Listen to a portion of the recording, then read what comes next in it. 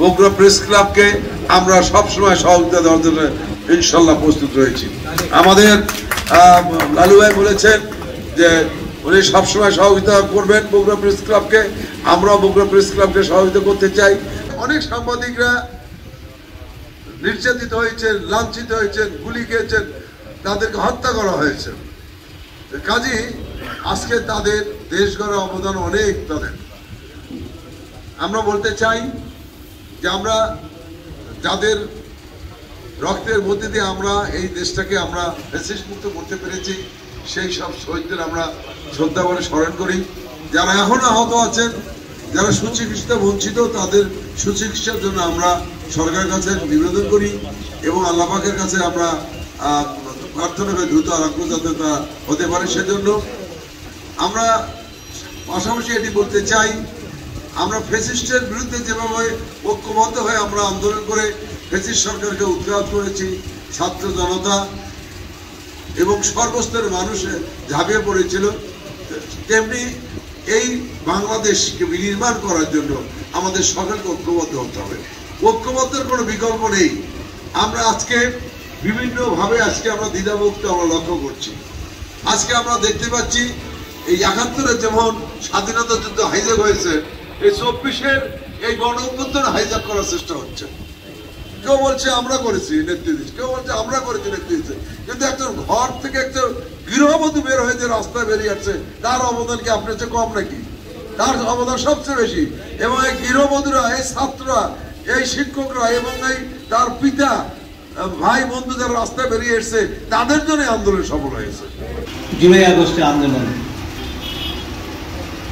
এই আন্দোলন কেন্দ্র করে আজকে ছিলাম দায়িত্বে।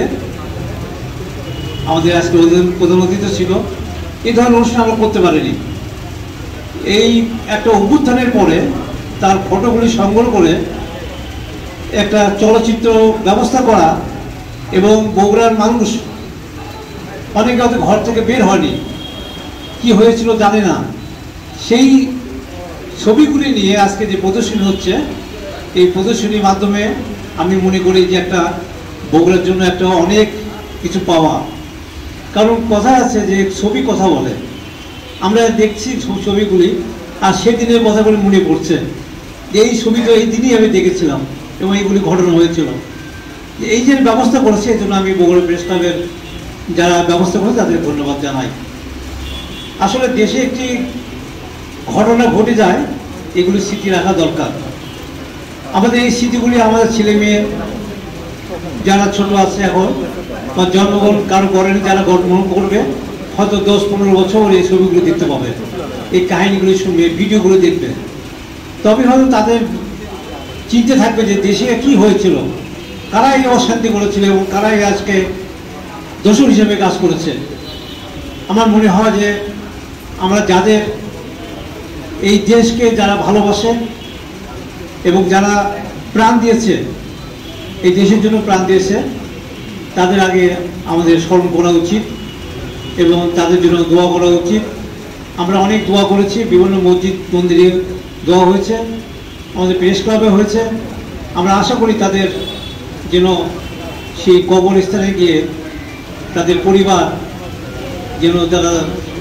যেন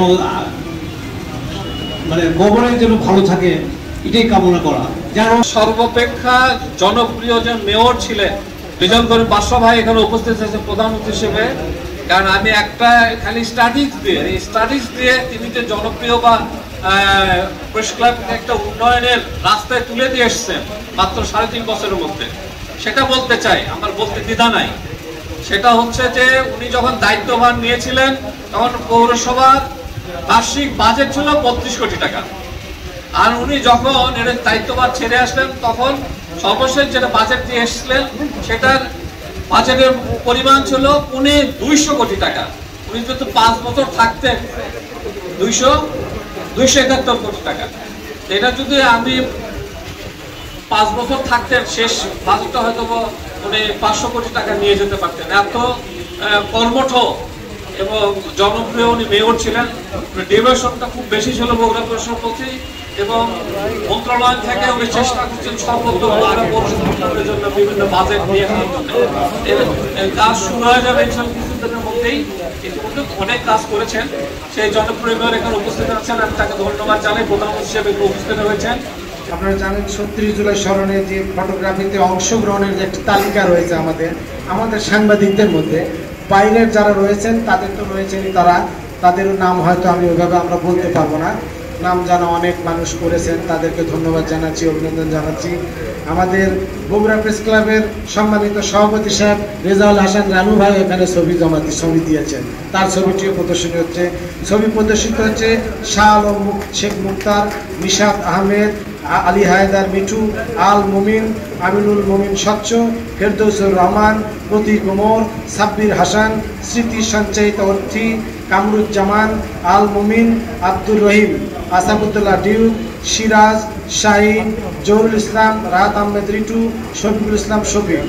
এগুলো স্থির চিত্র যারা জমা দিয়েছেন তাদেরটা প্রদর্শিত হচ্ছে। এর পাশাপাশি ৩৬ জুলাই স্মরণে যারা ভিডিওতে অংশগ্রহণ করেছেন, ভিডিও জমা দিয়েছেন, দৈনিক করতোয়ার মুক্তার শেখ, দৈনিক উত্তরের দর্পণের আল আমিন, এখন টিভির মাজেদুর রহমান, এখন টিভির রাজীব সেলিম, এটিএন নিউজের শফিকুল ইসলাম, সারা বাংলা নিউজের শাহজাহান আলী বাবু, এটিএন বাংলার আইজুল হক রুমন, দৈনিক কালের কণ্ঠের তাহমেদুর রহমান, দৈনিক মানব জমিনের প্রতীক ওমর, প্রত্যাশা প্রতিদিনের মনির হোসেন, বৈশাখী টিভির মামুন বাড়ি এবং সমকালের শাহনেওয়াজ শাওন। আপনাদের সবাইকে বগুড়া প্রেস ক্লাবের পক্ষ থেকে সংগ্রামী শুভেচ্ছা এবং অভিনন্দন।